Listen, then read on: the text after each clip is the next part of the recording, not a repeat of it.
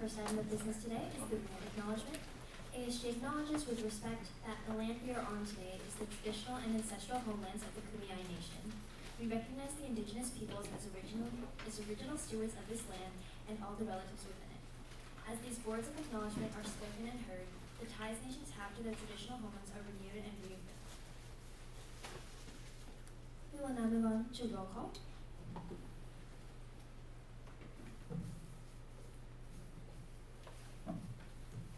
C.C. Albrecht. Present. Ronald Aquino. Present. Jose Arredondo. Present. Matea Battenfield. Present. Becca Marias. Present. Wyatt Boswell. Present. Lexi Boyd. Present. Tatiana Colon. Present.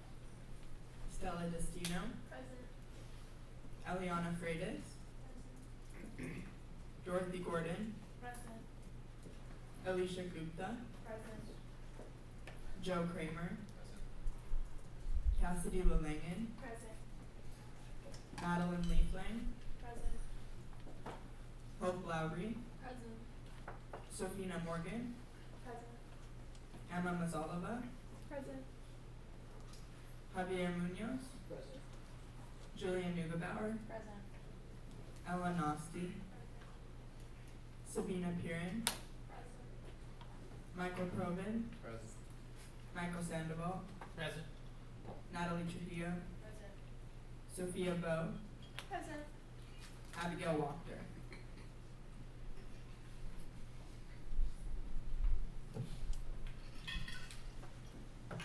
Thank you, Clerk. We will now move forward to the approval of the agenda for today's Senate meeting.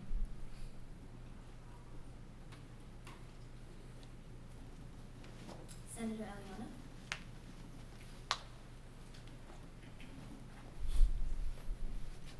I move to approve the agenda for November 6th. Second. There's a motion on the floor that has been seconded to approve the agenda for November 6th. Is there any discussion? If there's no discussion, we will now move forward to a vote. All those in favor, please raise your placards. All those opposed, and any abstentions. Motion passes. We now move on to the approval of the minutes from last week's Senate meeting. The Health and Wellness Coordinator? To approve the minutes from October 30th, 2025. Second. There's a motion on the floor that has been seconded to approve the minutes from October 30th, 2025. Is there any discussion? If there is no discussion, we will now move forward with a vote. All those in favor, please raise your placards. All those opposed, and any abstentions. Minutes pass.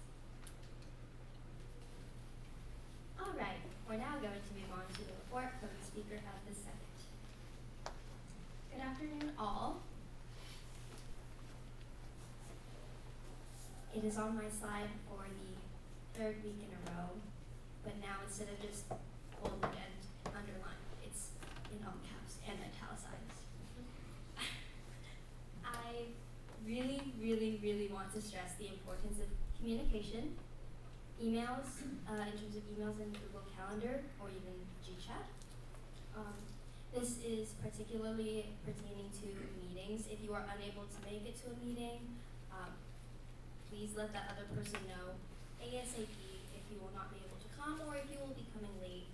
This just shows respect for your own time as well as theirs, and it's incredibly important. We want to run as efficiently as possible, and we will understand if something comes up because life happens sometimes, or maybe you got out of your class late. That's okay. Communicate, please. All right, makeup training update. Thank you all who needed to complete that, have completed it. So we are all now ASG trained. Thank you. Super happy to hear that. Surveys for student feedback. Just a reminder, they do need to be sent to Amanda for review before they are sent out to the student body. they're probably fine, but there may be some tweaks or some feedback that she will want to give. So just make sure that we're sending them over to her. I believe you should all have her contact information, but if not, you could go ask her, or you can come to me or anyone. A lot of people have her contact information. Senate appointment interview update. We are almost a completely full Senate, and we are in the process of running interviews and going through a similar process to what some of you may have done already, to fill our remaining senator positions. So look forward to the potential or the possibility of new faces joining us maybe within the month. We will see. And then lastly is the clerk of the Senate appointment update. Just a reminder that the deadline to email me with interest is November 13th at 11:59 p.m. All of my contact information is there at the bottom of the slide. So again, if you need to contact me, as many of you have already, it's there. Please contact me anytime with any questions. Thank you. We'll now move forward to reports from the Senate lead team. Hello everyone, happy Thursday. Thank you for your input last Senate on speakers.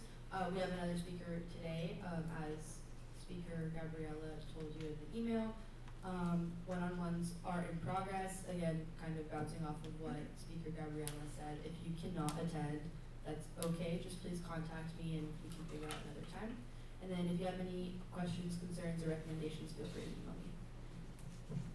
Hello, we're looking at just over $8,000 left in the Senate Initiative Fund for this semester. So keep making requests to use that remaining balance. And I linked the form which you can use to make those requests. And yeah, my one-on-ones are also in progress, so I'm excited to meet with all of you.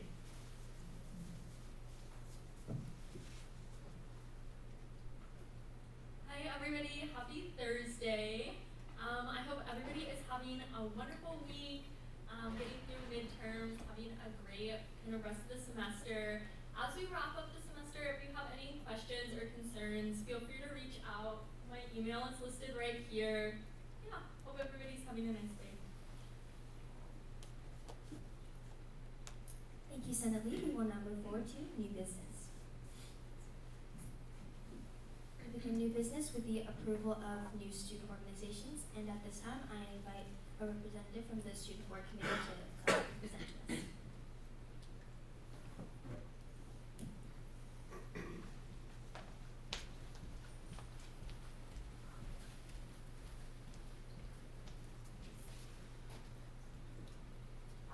Hi everyone, my name is Michael. If you don't already know, we'll be approving the new / re-registering student organizations. There's a lot of them, so bear with me through this. The organizations listed have completed a new club registration process and has completed all necessary steps regarding registration. The next step for them was to attend the student board committee meeting, and the committee has approved these organizations for re-registration. So first up, the Civil Discourse Initiative. So their mission is teaching students on how to prepare for controversial conversation topics such as politics. The main goals of USD is to foster a peaceful community empowered through love. Civil discourse tries to mirror this value, and its differences from other civil organizations on campus is that it's an action-focused initiative that also works with professors to put on speaker-run events, to practice discourse in different disciplines. Next up, we have the USD Brawl Stars organization. So to create an inclusive environment and foster a fellowship between people who play Brawl Stars, which is a video game for those of you who don't know. I did it. USD's mission to create an inclusive campus. Brawl Stars is an example of a club for a hobby that invites a wide diversity of people, and it's different between the gaming club, because all you need for this club is a phone, which is gives it inclusivity from gaming clubs, as you usually need different software or devices for gaming clubs. And it also gives more accessible time by having it early in the day. Next, we have Action Against Cancer. So their mission is making a difference in the lives of people with cancer and their communities, fundraising and doing activities with local communities in San Diego affected by cancer. USD emphasizes ethical leadership and impact. This club supports this by facilitating a positive impact on the lives of undergraduate students in local hospitals, and it is the only club that focuses on outreach to cancer patients. Other focus on general philanthropies. This focuses specifically on cancer and people with cancer.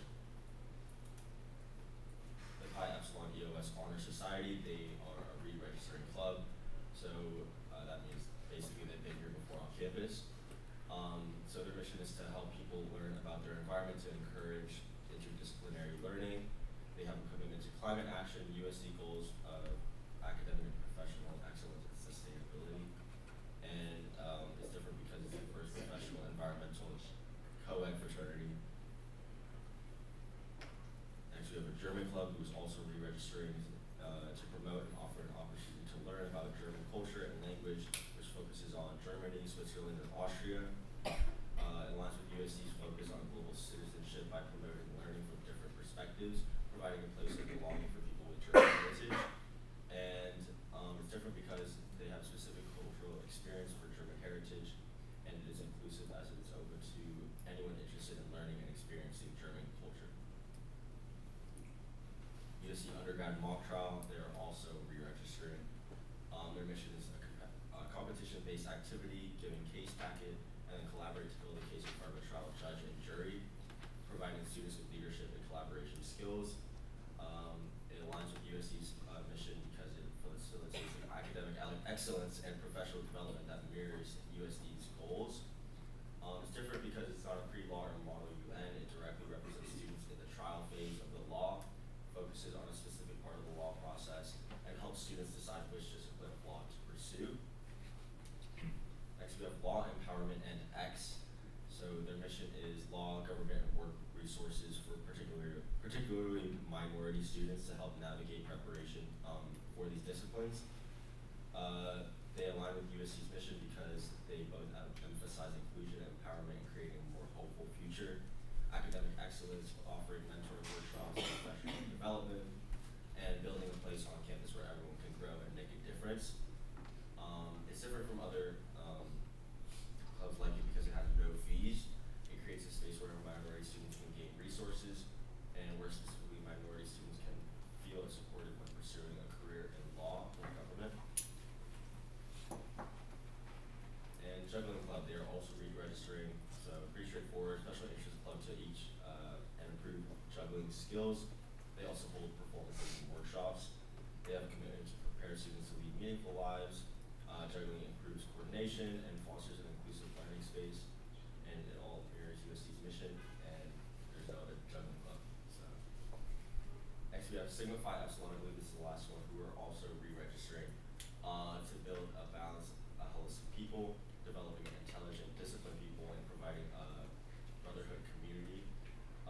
They reflect USC's mission for holistic development and developing ethical leadership.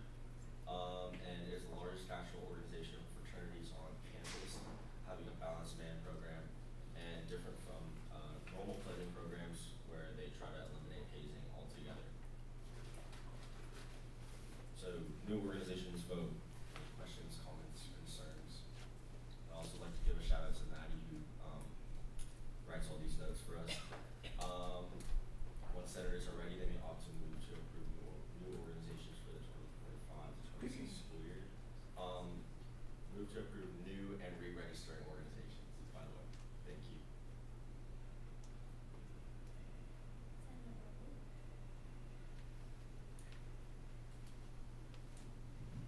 Senator Dorothy? I move to approve the new and re-registering organizations for the 2025-26 academic year. Second. There's a motion on the floor that has been seconded to approve the new and re-registering organizations for the 2025-2026 academic year. Is there any discussion? Health and Wellness Coordinator?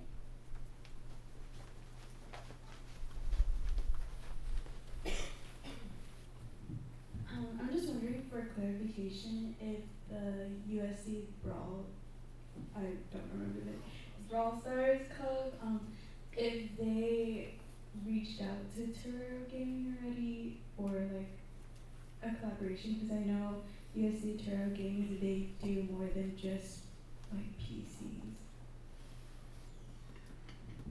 Yeah, they didn't mention that in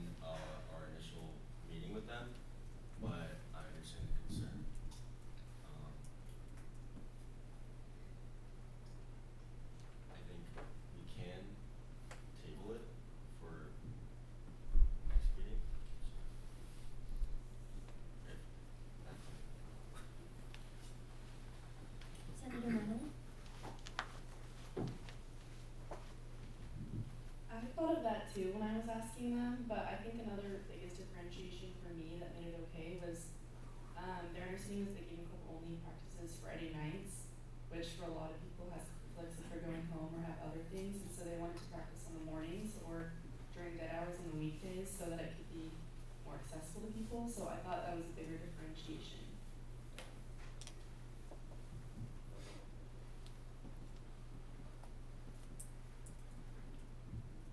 At this time, there is a motion on the floor to approve all of the presented new and re-registering student organizations for the 2025-2026 school year.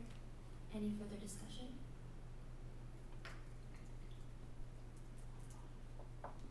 If there is no further discussion, we will now move forward to a vote. All those in favor, please raise your placards. All those opposed? And any abstentions? Motion passes. Thank you, Student Org Chair. Thank you.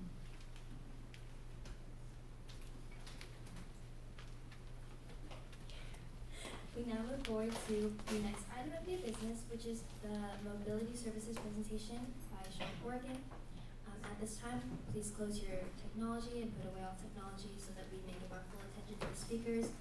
And as a reminder, before we open up to questions and discussion, please be bringing forward questions and comments from constituents, as opposed to simply personal issues or concerns that you may have. Thank you. Okay, well, thank you, everyone. I appreciate the invitation to be here today. As you mentioned, my name is Sean Horgan. I'm the Director of University Mobility and Scheduling here on campus, which means I oversee areas of parking services, tram services, and our campus scheduling process. I'm also joined by our parking services manager, Gabriella, in the back. Invited Gabriella here to observe and to also hear student feedback and what your questions and concerns are. And as I was sitting here, I was thinking, I hope that that sends a message around our interest in what students have to say, our questions.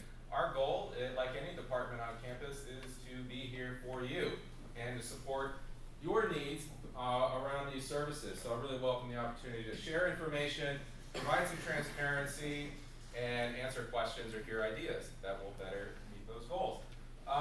One thing I want to point out just in terms of information is we do have a website that is probably the best way to find information. It's just simple. It's a / parking or trams. We also have emails. It's easy enough. Parking at San Diego and trams at San Diego. So if you are having questions or you have feedback, if constituents are asking things, pass this along for us. I have a few things I want to talk about today before we move into an opportunity to engage around questions and answers. First, I want to just let you know really transparently how we try to make decisions around parking on campus. And what are some of the guiding principles that I'm thinking about when something comes up. I want to provide some information about parking. This is information about some of the questions I get regularly from students, and hopefully you can help spread that information. I want to share about trams and public transportation on campus. Again, information that you can share out. And then I want to talk about sort of the one future thing I want to look at is the impact of construction of our Shiley STEM facility that starts in June 2026, creating an impact on what most people know as the law school lot for the next 18 months after that. And then we'll do some questions or comments or anything that would be helpful during the time today. So just some guiding principles on what I'm thinking about when students ask questions or anybody brings ideas ahead. Our fundamental reason for existing in parking services is to help students get to class and faculty to get to their teaching responsibilities. We want to do it as efficiently as possible. We have a number of stakeholders and community members around campus, all with very different needs, and we only have a finite amount of space on the campus. So what's the puzzle look like? How do we get people to their destination efficiently? And so we're asking ourselves that question, does this serve that purpose? I also like to share people, because I get the question, why do we charge for parking in the first place? Well, I believe that the people who benefit from a service should be the ones paying for a service. There are institutions that add it into a student fee, like an activities fee or a health wellness fee, and you get that fee no matter whether you use it or not. For parking, my belief is that the people who use it should be the ones to pay for it, and there is a real cost to parking on campus. in terms of maintenance of facilities, painting, cleaning, as well as the equipment and labor that goes into maintaining this process. Third thing is that we operate in parking services, mobility services as self-sustaining organization, which means we're an auxiliary. We are not funded by student tuition.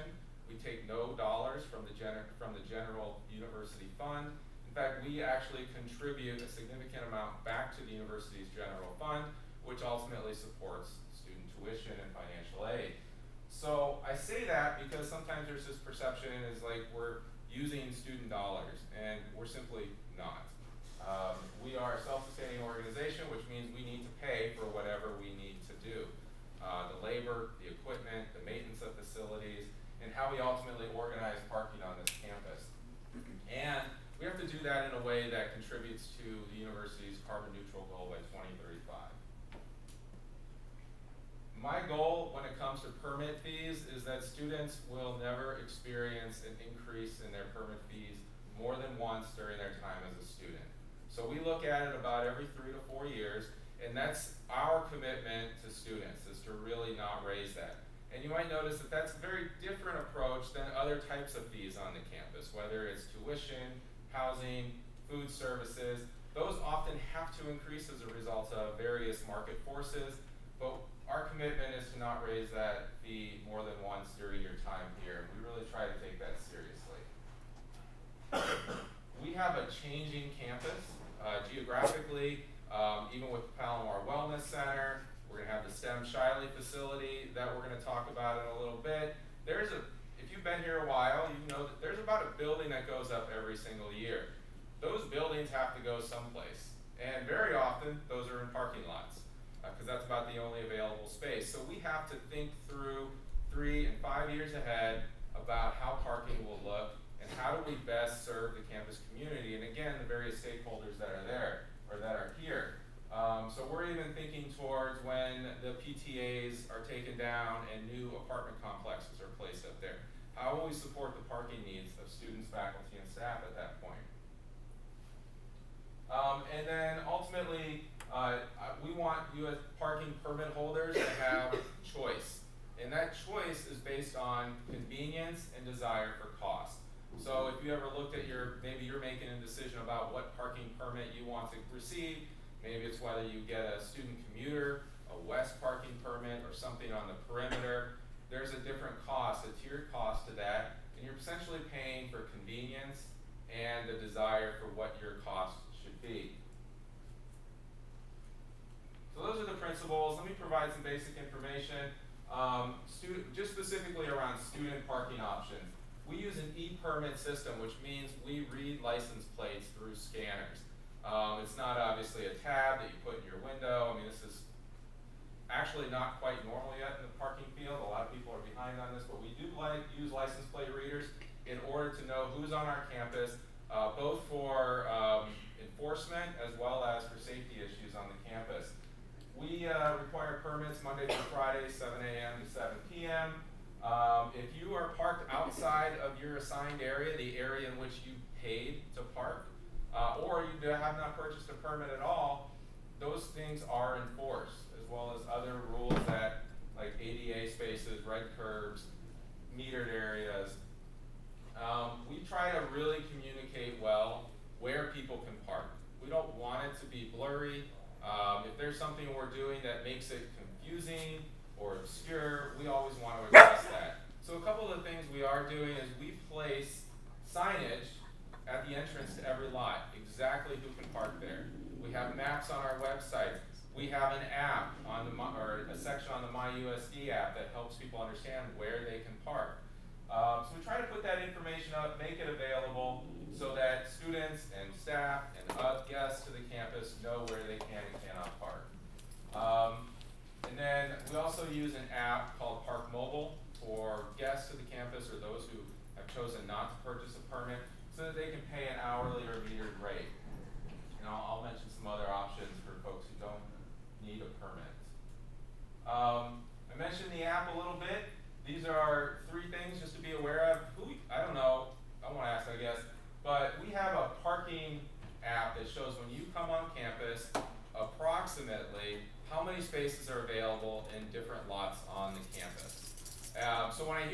students like, hey, I could not find a space on Camino San Diego for my commuter permit. My response is, well, I would check out the app, because you might notice that at 9 o'clock in the morning there were 6 spaces on Camino San Diego, and it's now 9:45. So it hopefully will help students, when they come onto campus, make a good choice about where they want to park, rather than drive around, waste their time, create traffic congestion on the campus. So we try to update this. Right now we update this 3 times, 9, 11, and 1 p.m. Starting next semester, we're creating a process where we're going to update that 5 times a day between 7 a.m. and 7 p.m. So we're going to try and keep improving on this so that, again, you have the most accurate information about where to park. And then the third part of the app is our tram locations on campus. We have tracker QR codes at every single tram stop, so you can get to this very quickly and know where your next tram is, and then of course make a decision about, do you want to wait or do you want to make the walk? Our tram systems do operate on loops. They do not operate on time schedules. If you've ever tried to walk this campus and try to make it on time every time, you'll notice that the ability to cross streets, pedestrian areas, can be quite challenging. So we do run loop systems. Commuter semester permits. This is the most in-demand permit we have from students. Obviously, a lot of students want the convenience of being able to park up on the mesa. We only have a certain number of spaces, and my philosophy on this is we're not going to sell what we don't have. I do not want you driving all around campus looking for a space, because we oversold those permits. So, the flip side of that is I understand students want those permits, and we get a lot of calls around that. So we try to assess it throughout the year. We try to look at the number of semester permits that will expire, and what do we need to then release in the spring. And this year we've decided to release 200 commuter permits for the spring semester only. So again, we collect data, we try to measure it, because I don't want to sell students something that they can't take advantage of. And I'd rather give the news up front, you've missed out, you're going to have to park in the west or the perimeter lot, rather than make you drive around campus getting frustrated. We also have an opportunity for what we call off-peak parking hours. This is after 4 p.m. on Monday through Friday, where you can park one level up from your current permit. So if you're in the perimeter, you can park in the west lot. If you're in the west lot, you can park up in faculty staff spaces. If you hold a commuter permit, you can park into any PX space on campus. So it's opportunity. So if you're here for night classes and you have a particular permit, you're arriving after 4, take advantage of that park up option. So we've done a few different things to, again, always trying to communicate better and be more transparent. One of the things is we reorganized our campus map this year. We're trying to make this really simple for people. So on our website, you can find a drop down where you pick what permit you have, and then you'll be able to see the exact lots you're able to park in. You can also see the overflow lots, and you can see where your park up options are. So you can look at the map, and again, just another tool for people when they're choosing their permit, or if they're confused about where to park. Hopefully this is helpful.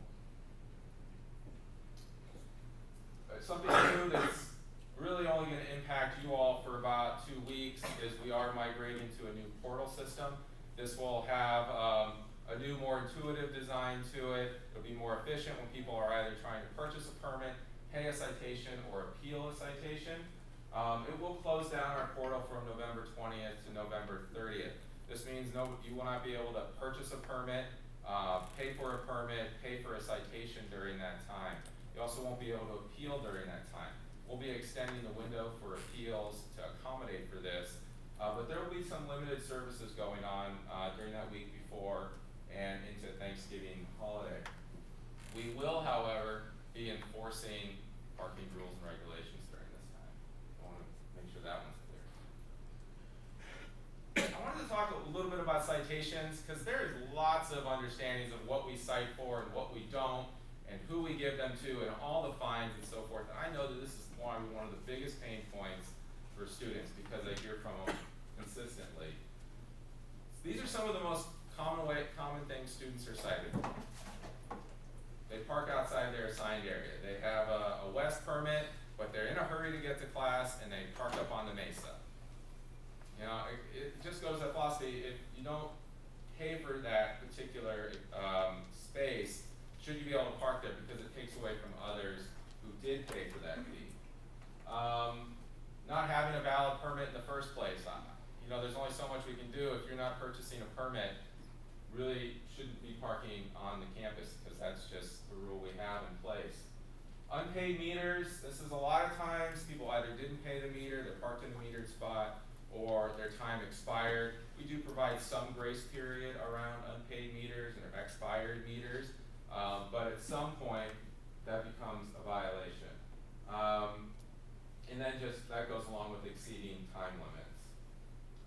We do have a late fee process. After 21 days, fees do increase.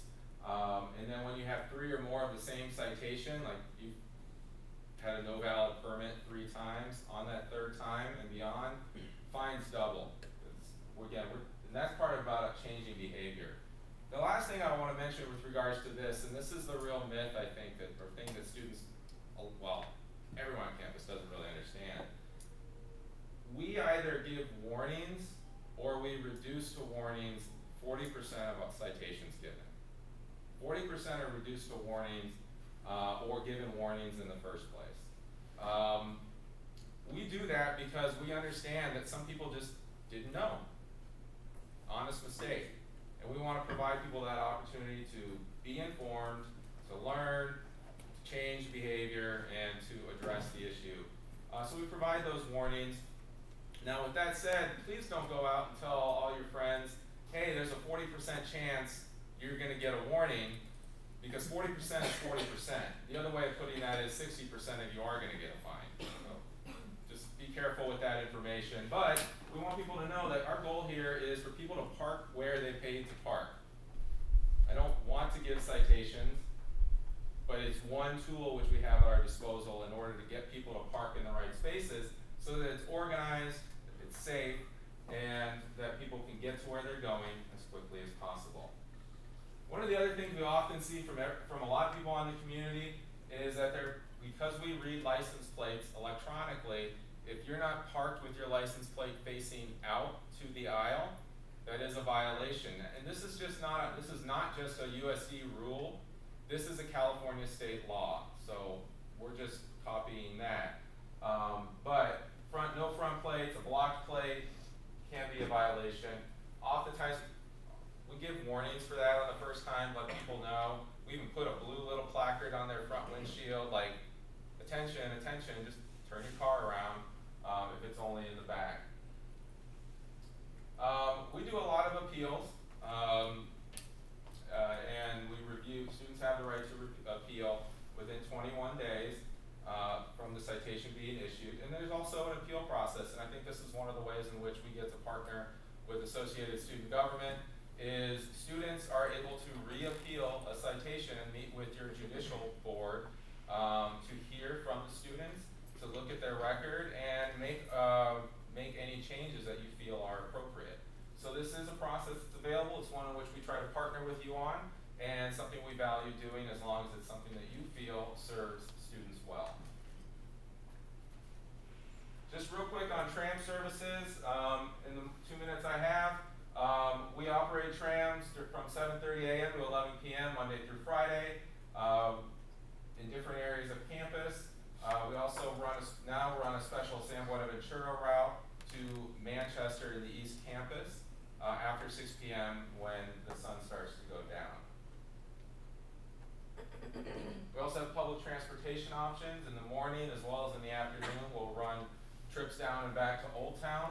And then I'll point out that the University Center ticket office, located outside 2 Mercado, does sell monthly and semester Pronto MTS passes. And we actually subsidize the semester pass by an additional $15 as a way to encourage, incentivize public transportation. One of the last things I want to mention here is tram services. We try to do a lot in partnering with the community. You all have been your predecessors have been important collaborators, doing programs. taking students on field trips, excursions around the community, supporting classwork, and various departmental events. We like to continue to do that. Recently, last week, we did Trail on Wheels with some students in the Changemaker Hub who wanted to try and go around to the residence halls and get students to an athletic event. We're expecting new trams and new shuttles in spring of 2026. And we're currently looking at reviving our Truro Bike Library where students and community members are able to check out a bike for a semester. Actually, that's something I could use help if that's something that's interesting to you. We're still trying to get funding for it, and we're going around to different departments. I'm not asking you all for that money, but I am interested in support if that's something that's of interest to students. Finally, and I'm sorry, I probably should spend more time on this with what I have, but we do have STEM construction starting. It is going to take off the entire lawn lot. This is 156 commuter spaces that will be removed from our inventory. Additionally, during construction, we're going to have at some point, we're going to remove 250 spaces from the main parking structure to accommodate construction workers. That'll ramp up and ramp down, but 250 at its peak. Obviously, this is going to be a huge impact on parking on campus, particularly with students. But when it's done, I think it's spring 2028, we'll receive some parking spaces back. So we're currently having conversations about what do we do with these spaces that we get back, what do we do in the meantime, how do we accommodate commuter students, PX permit holders in the best way possible. There are not final decisions on this at this point, but we'll be making those decisions in the next few months. So welcome input, feedback on that, and I'm going to stop there. Welcome any questions.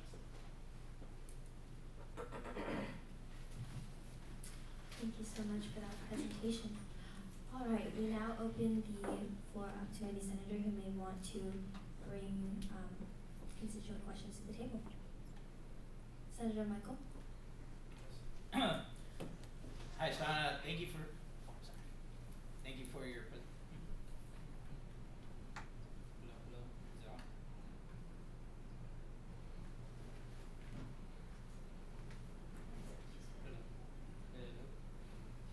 Hello. All right. Thank you, Sean, for your presentation. Really much appreciate all the information that you gave us.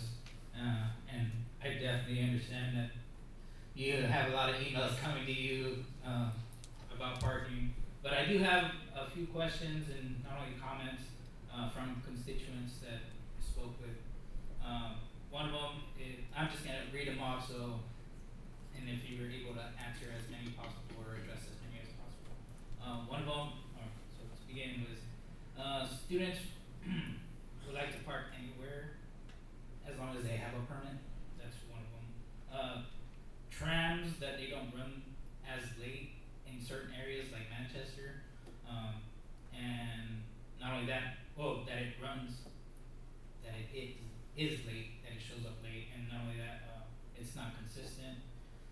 Also, lighting around the campus.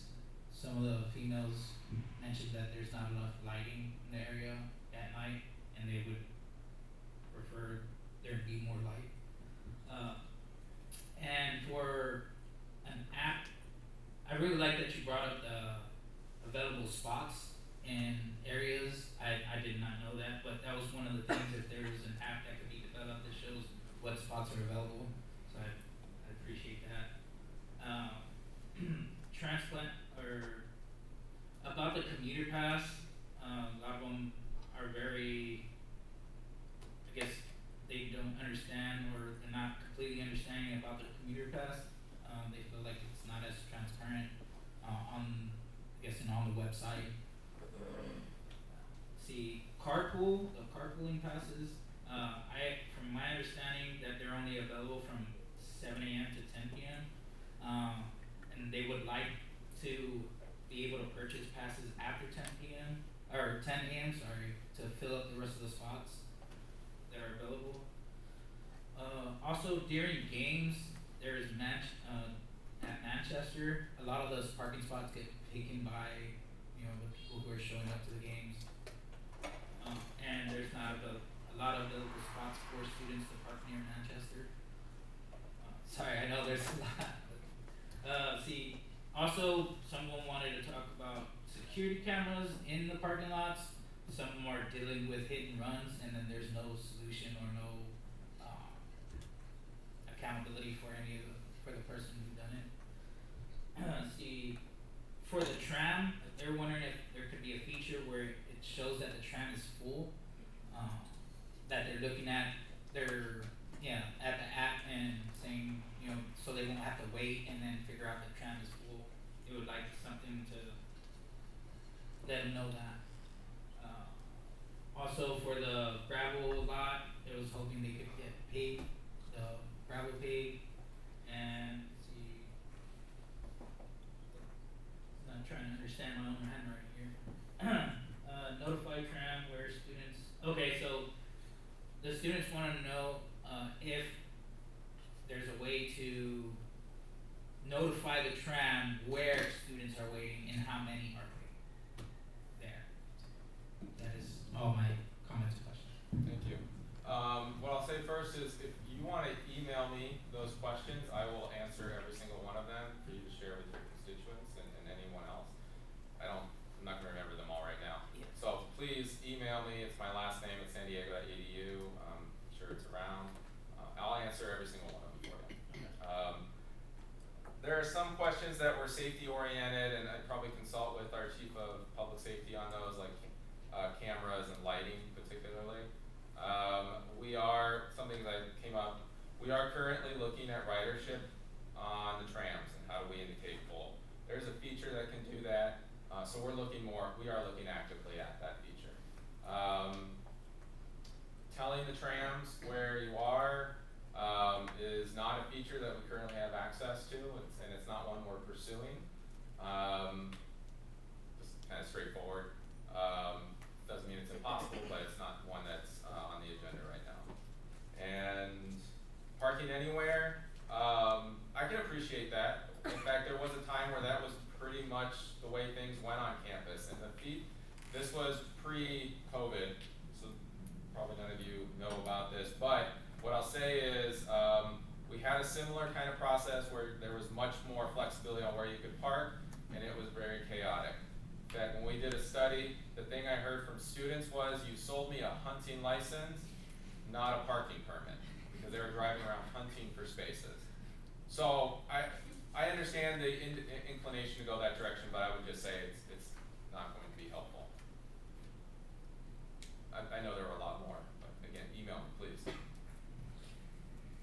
Thank you. Speaker Pro Tempore. Hi, thank you so much for coming and speaking to Senate.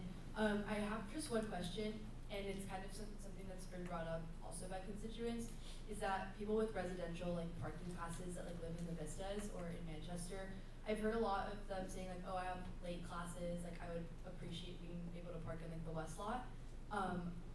Does the park up thing also apply to them, and would they be able to park there? After 4 p.m., yes.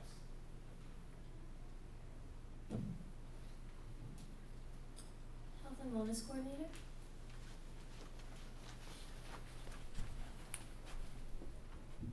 Hi, thank you for coming in and talking to us. I do have some feedback from constituents and a question. So basically, I heard from constituents that the West Lot tram doesn't run consistently, especially during maybe around 11 a.m. to 12 p.m.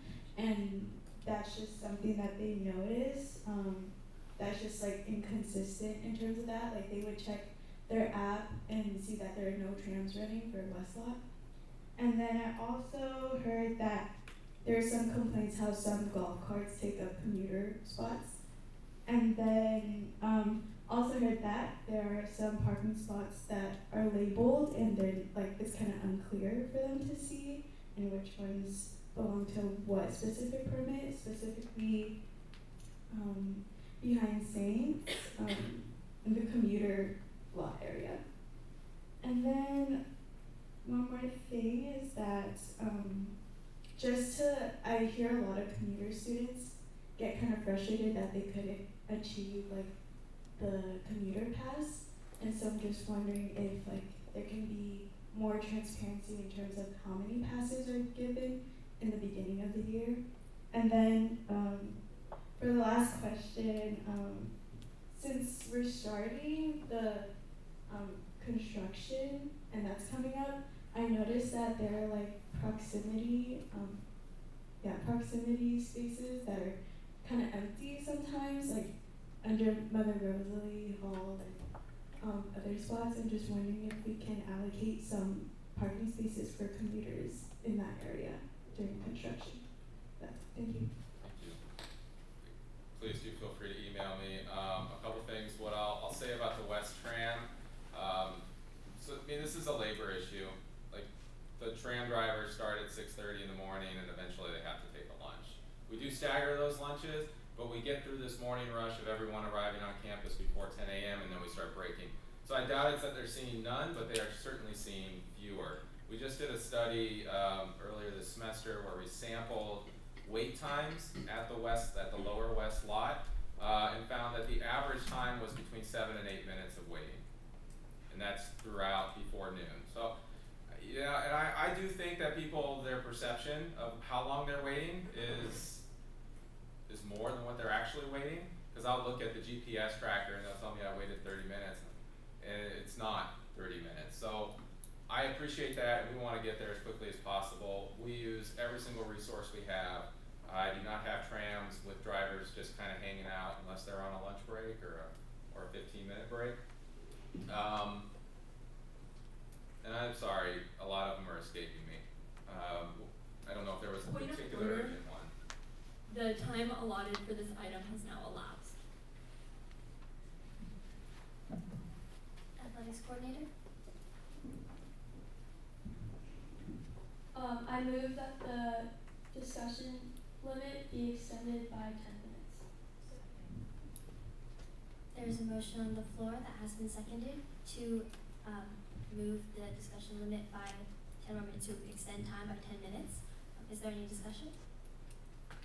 If there's no discussion, we will move to a vote. All those in favor, please raise your placards. All those opposed? And any abstentions? Motion passes. 10 minutes have been added. Thank you. Please email me your question. Sustainability coordinator.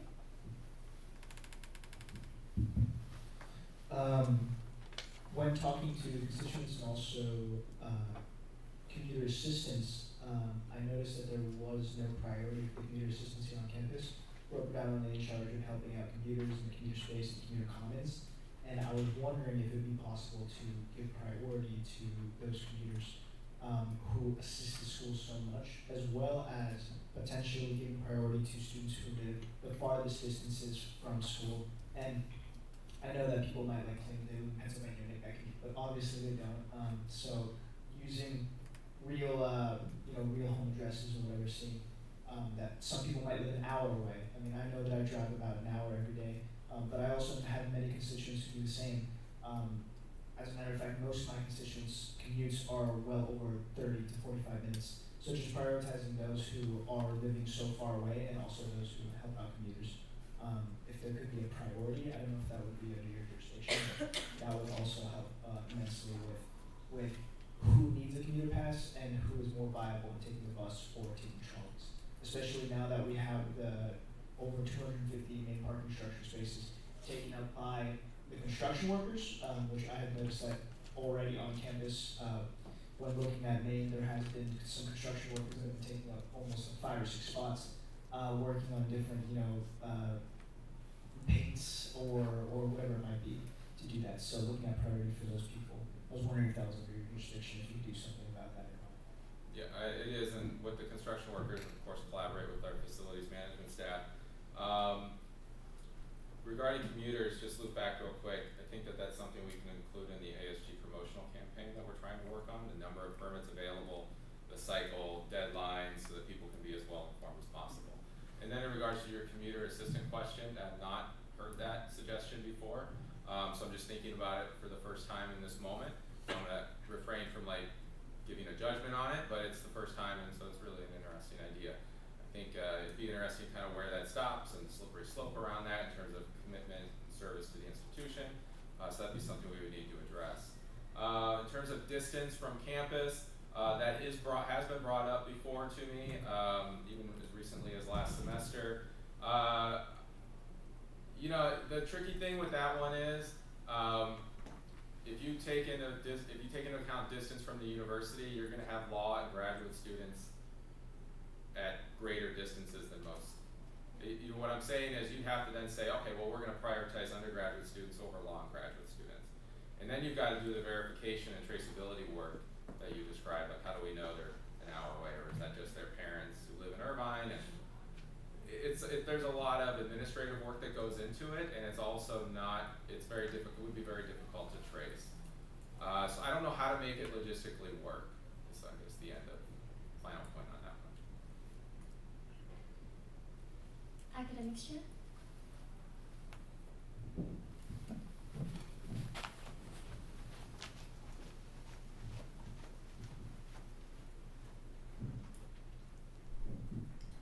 Thank you so much for your presentation. It was very informative. I just have one quick question. In one of my classes, some of the students were discussing parking issues, and a couple students had said that there used to be an off-campus tram to Pacific Beach. I'm a new transfer student. That's not something I'm familiar with. That's the first time I heard that. So I was just wondering if that was the case at any point, and if so, why that's no longer provided, or if that's something that you think is viable, just because there's a lot of students that live in PP. What they're probably referring to are some special events that we've run in collaboration with student organizations, or perhaps associated students, as a one-day Saturday trip out to the beach, but it wouldn't have been something consistent. I've been here 20 years and that's not been a thing. Okay, thank you so much. And we welcome doing that kind of thing if there are students who are willing to execute it. Thank you. Chief Justice? Thank you so much for coming in. I'm a member of the judicial branch and I help oversee parking reappeals. And I just wanted to bring up one point of like student confusion that I've seen is the park up feature, where like people have confusion over what parking pass they hold or what parking pass is directly above or below them. So when we were discussing this with the executive board in our meeting this past week, we kind of talked about associating a number with a parking pass. Therefore, it would be much like more intuitive for students versus like if you have a parking pass of 2, you know your park up is 3. Versus now I think students might not be familiar with like the levels of parking passes. So that was just an idea that the executive and judicial branch members have been talking about. Thanks. That's very creative. I haven't heard that one before. It's definitely something we'll take back to the team and come back to. President?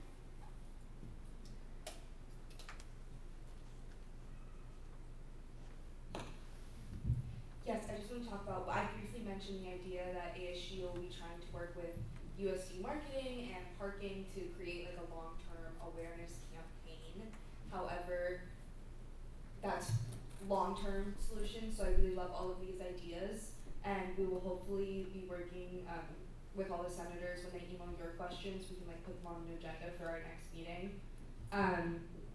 But I think specifically my question was going around to the empty spots in the main parking structure, and we like briefly mentioned that in Parking Mobility and Services Committee, but just kind of what the future plan is for that. Yeah.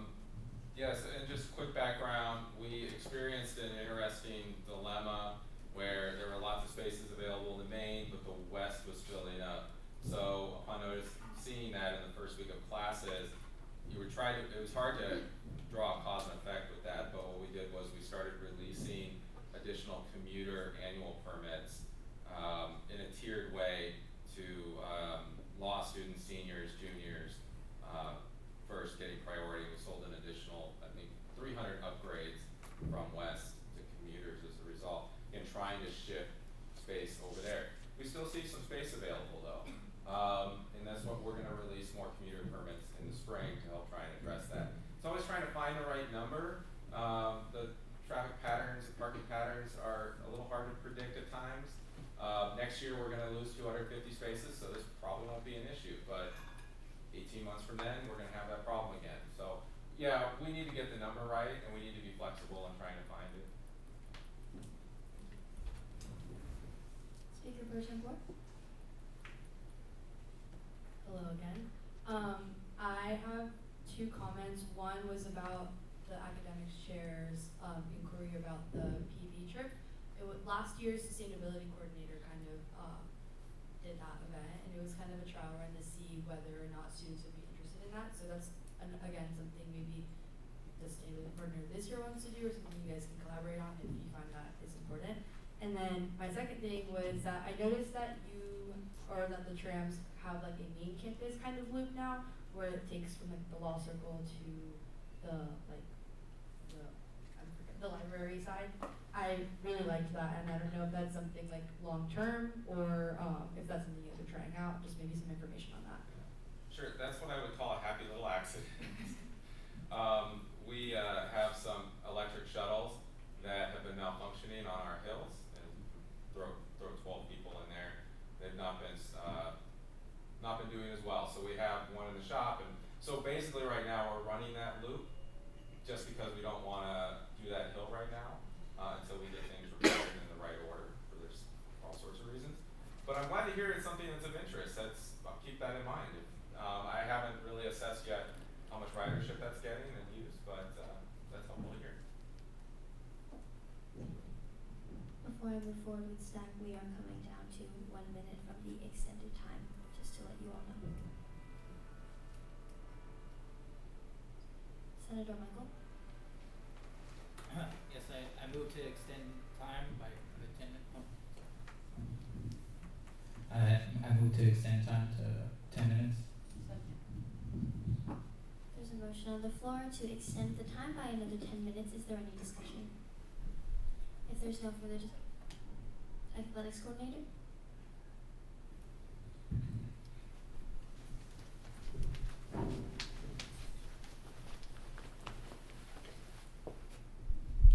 My comment on this is I think a lot of these questions maybe can just be finished up in an email, so that way, one, the responses are recorded and he can develop his answer a little bit better, and then also we save some time.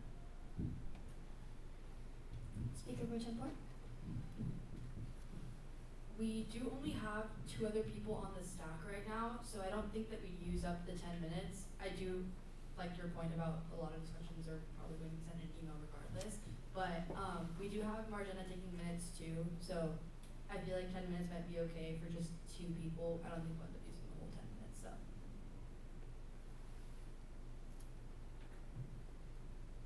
There is a motion on the floor that has been seconded to extend the time by 10 minutes. Is there any further discussion? If there's no further discussion, we will now move to a vote. All those in favor, please raise your placards.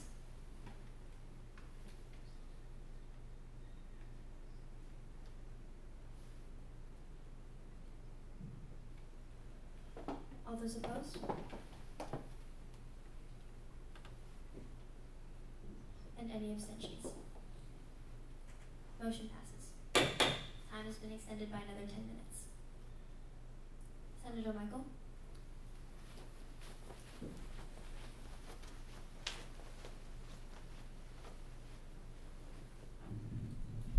Thank you. Hello. So one of the suggestions that was also given to me about the tram, because there has been it was brought up to my attention that there's not always drivers or they take breaks or things like that. Has there been any thought or consideration to making some of these tram drivers even a work study or made into a work study? And if that's possible, how can students be a part of that? Sure, good. We actually have 3 student shuttle drivers right now.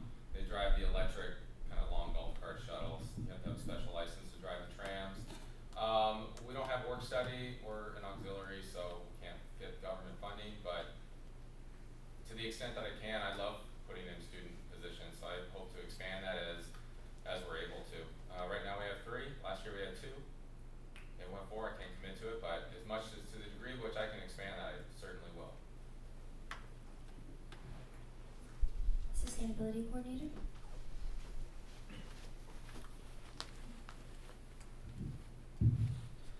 looking more into traffic patterns, as you were speaking about earlier, I noticed that the carpool permit was probably more than likely for that reason, is to control traffic patterns, as more people tend to take classes earlier in the day between 7 and 10 a.m. I was wondering if there was any consideration to make a second carpool so that way it would be 10 a.m. And 4, or whatever time interval seems to be the most popular in terms of whatever traffic pattern consists with people coming in later. Because I know that the reason that I have seen main parking structure being so open was because people would be there in the daytime, and then I stay on campus all day. So when I would go back to my vehicle to actually pick up my lunch or something, I would see that half of the spots were now basically gone. And so looking at traffic patterns, I was just wondering if there would ever be a consideration for like a second carpool. Yes, yeah, that's something we can definitely consider. I'd have to look at the data on use, but yeah, I'm happy to consider that. The Health and Wellness Coordinator.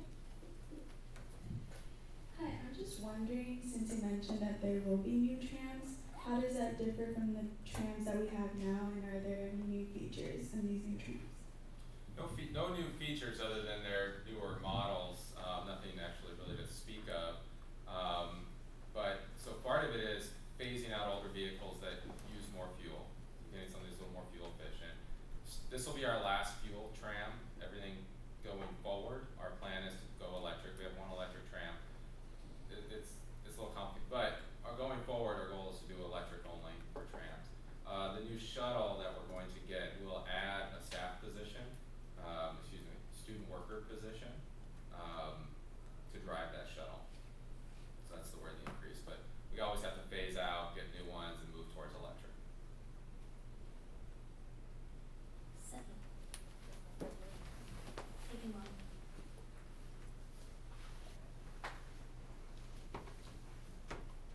Are there any further points of discussion or questions for our speaker today? Alright, well if you have any further ones, I believe that his email can be shared with you all, so if you have that, please come to us, or we can just send it out if you would like. Thank you so much for coming in to speak with us today, we appreciate it. Thanks everyone.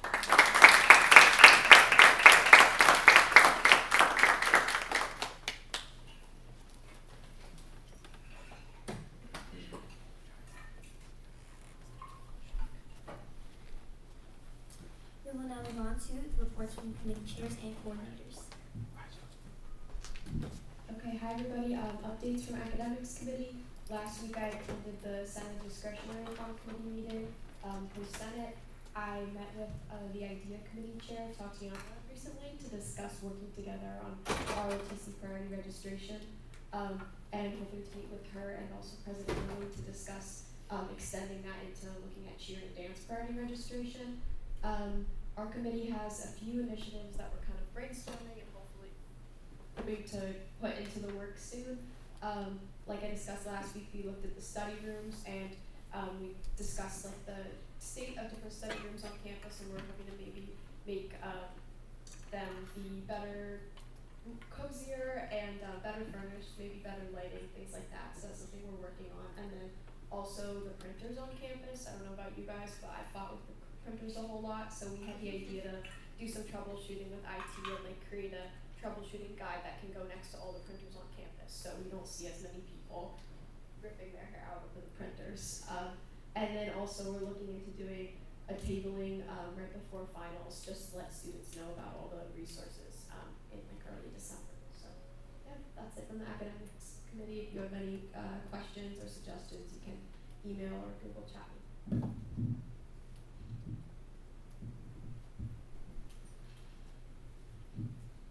Hi everyone, happy Thursday. So for the Student Organizations Committee, we've just been registering or voting on new / re-registering student organizations, as you guys saw earlier. And we only have a couple more to invite on our list, so we should be getting these done next week. And then that cuts out a lot of time for us to start brainstorming our committee initiatives, maybe collaborating with other committees. So we'll see, but yeah, that's all for me. Thank you.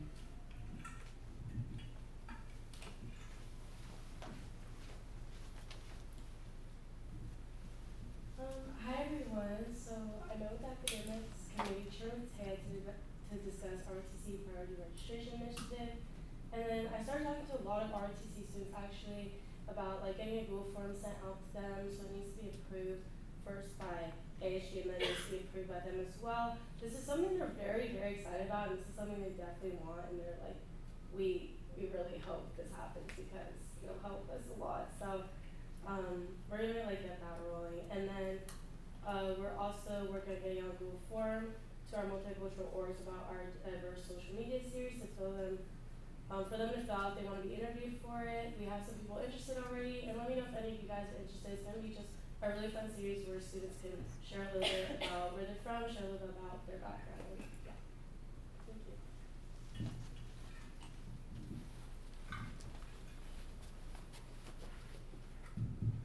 Hi, happy Thursday. We had a very successful taping event on Tuesday. Some of you guys stopped by, I saw some of you, it was fun to see. We are currently, as a committee, working with Raul Demon from ITS about getting those messages sent out for cyber security awareness, and so we're getting some polling information to him later this, or like tomorrow, and later today, I guess. We'll be starting new initiatives soon since we did do this tabling event, and we didn't have our meeting this week due to that tabling event, so hopefully coming with new ideas next week. And then we're still working on mental health Mondays, and that's about it. Hey everybody, just a little update on what we're continuing to do. Like Alicia said, we had that tabling, and then met with Eliana yesterday. We just continue to discuss our future tailgates and whatnot. The staff meeting is actually next Monday, not Tuesday, so it's on the 10th. And then we're just reaching out to vendors and partners for future fair deals to have at those tailgates for the students. And then there's a little picture of me and Eliana at the volleyball game that everybody should go to. Hi everyone, some quick updates from me. For the first week of administering STI testing for students, there's been $264 spent out of $4,000. I have heard that it has increased drastically since Halloween. I will give further updates another time. So a tabling event that I will be doing next Wednesday is the November with the Wellness Center. This will be surrounding like mental health awareness and health awareness for men. So if anyone would like to help with that, it'd be a great opportunity for office hours. Additionally, some health and wellness events that are happening around campus is that tomorrow from 12 to 1:30 p.m. there's a First Gen Wellness Recharge event, and on next Thursday, the 13th, it'll be World Kindness Day. So unfortunately, we won't be able to go there, but for World Kindness Day, be aware and spread some kindness on that day. But other than that, it's all for me. Everybody, sustainability coordinator. Right now, I'm trying to get an initiative finished off from previous coordinators. Mission to do compost bins around Olivas, Aromas, and different small cafes that we have here on campus, whether it be next to the Valley V and whatnot. And that's just dedicated towards composting, so it'll all be food scraps related. I also, on the topic of food scraps, want to talk to catering, because I heard from many of my constituents who actually work in catering that they throw away a lot of food, and that is there's a lot of waste over there. So I'm definitely going to be in contact soon. I'm also trying to do a tabling event for after Thanksgiving. Unfortunately, the tabling event that I had planned earlier got denied because of some technical issues. But after Thanksgiving would be preferable, and so I'll do that dedicated towards the food scrapping as well, and just compost awareness of the SLP.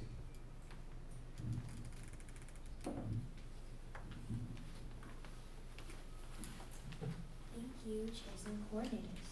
We will now move forward to reports from the executive board.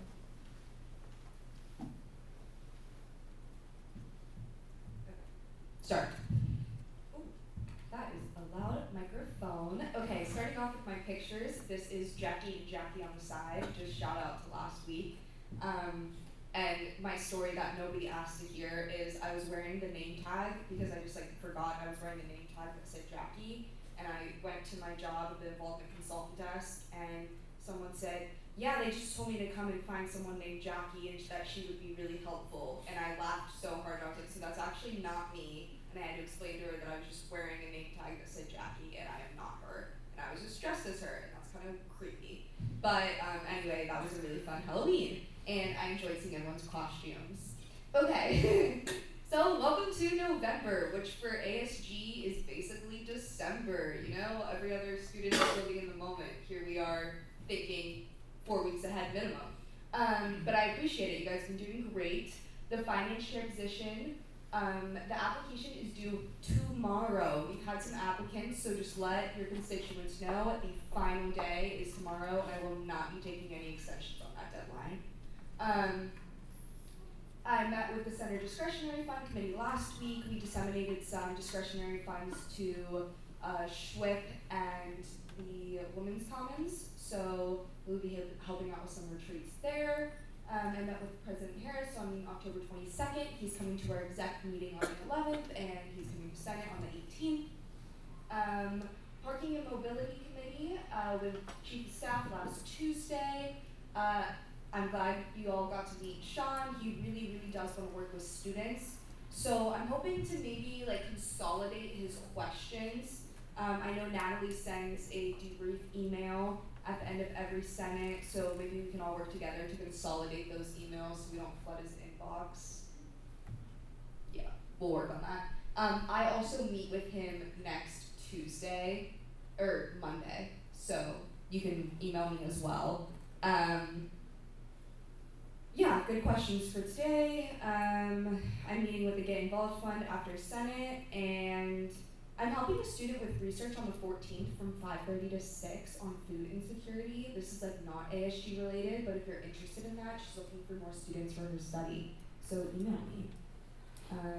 And then you can fill out this form on the side. Everyone has access to the slides.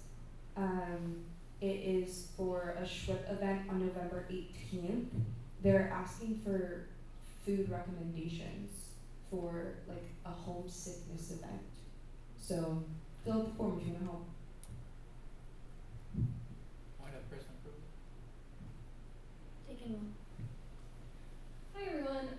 Caitlin is currently at University/Faculty Senate, and she says happy 2 weeks until break. For academic grants, she received 30 applications, and if you're a member of the academics committee, please review the academic grant bylaws before the grant committee meetings, which are November 13th and 20th from 6:30 to 8:30. She will also need an exec member to proxy for her at University Curriculum Committee next week. And she says there's so much to be grateful for. So that's great. And I attended the Senate Discretionary Fund meeting last Thursday, and I will be attending the Get Involved Fund committee meeting after Senate. The Hazing Prevention and Education meeting has been canceled, so never mind about that. And I will be serving as the ASG representative for revising the Student Code of Conduct, and we start meeting next week. And judicial branch updates are the next parking reappeals is November 18th, and we're currently working on continuing last year's branch's work on editing judicial branch bylaws. Hey everyone, happy Thursday. So Disney is this Saturday, so if you got your ticket, have so much fun out there. Just some events to look forward to as we wrap up the semester. We're collabing with SHWIP for a de-stress event on Tuesday, November 18th. We're collabing with the Civil Discourse Initiative, is that what they're called? Yeah. For a Civic Circus collab on Thursday, November 20th. And then we're also doing a Wicked 2 ticketed event on Friday, November 21st. And Winter Wonderland is December 4th. And we will most likely need some senator volunteers. So just be on the lookout for that when we reach out. But yeah. Hi guys. Keep sharing the finance chair applications. Those are due tomorrow, like Lily said. And then the controller is going abroad in the spring, so those applications will open up tomorrow, and I'm working on a flyer for that, so look out for that. And then please reach out to me if you want to be part of my marketing committee. I need at least one person from each Senate committee to join. And then also, please everyone fill out this survey for March preferences as soon as possible, please. And then I'll be finishing up taking headshots till 2:15 today. So if you didn't get a headshot photo, I'll be here to take those. Thank you.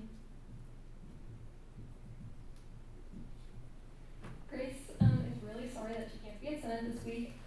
Last week she helped transition Isabel for her PR chair role.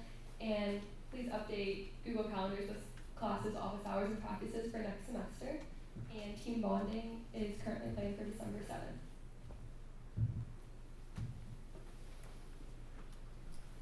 Wonderful, thank you, Lisa. At this time, any senator may, we move now to the final business and hearing of the public. At this time, any senator may take from the table any motion previously laid on the table in the week before or present urgent business. Any member of the public may voice any concerns to the Assembly on non-agenda items. Speaker Pro Tempore? I just have to say a reminder, so, for the Winter Wonderland, we do have an executive one order that states that all senators have to, forgive me about my verbiage, but you have to participate in one other branch's, events. So if you haven't done that yet, Winter Wonderland is a really good opportunity, so please reach out. Really fun too, highly recommend. President? I just want to apologize. When I was talking about the email idea for parking, I was really just brainstorming out loud. So I'm going to connect with Natalie on the side and we'll follow up with what we're actually going to do for communicating with Sean. That's all. Senator Wyatt? Why don't we get priority registration?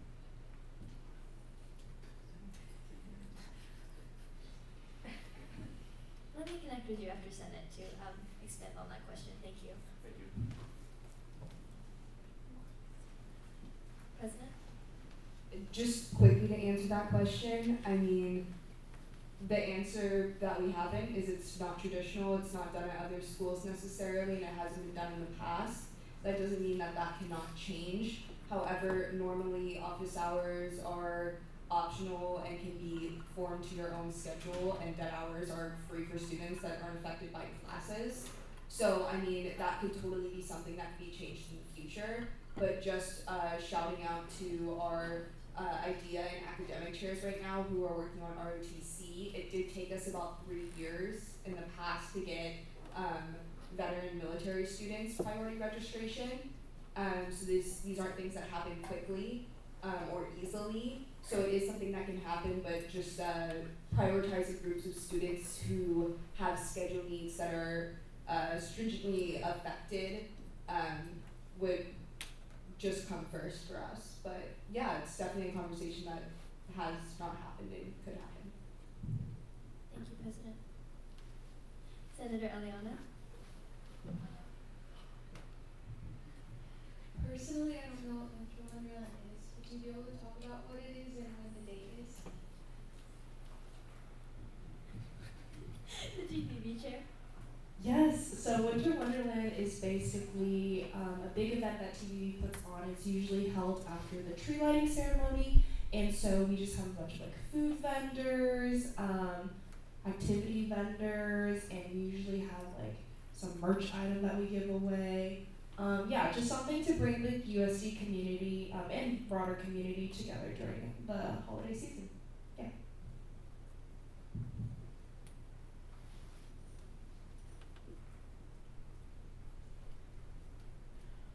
Sustainability Coordinator? I move to adjourn Senate. There's a motion on the floor to adjourn the Senate. We will now move forward to a vote. All those in favor, please raise your placards. All those opposed? And any abstentions? Senate is now adjourned. Thank you, everyone. Have a great rest of your day.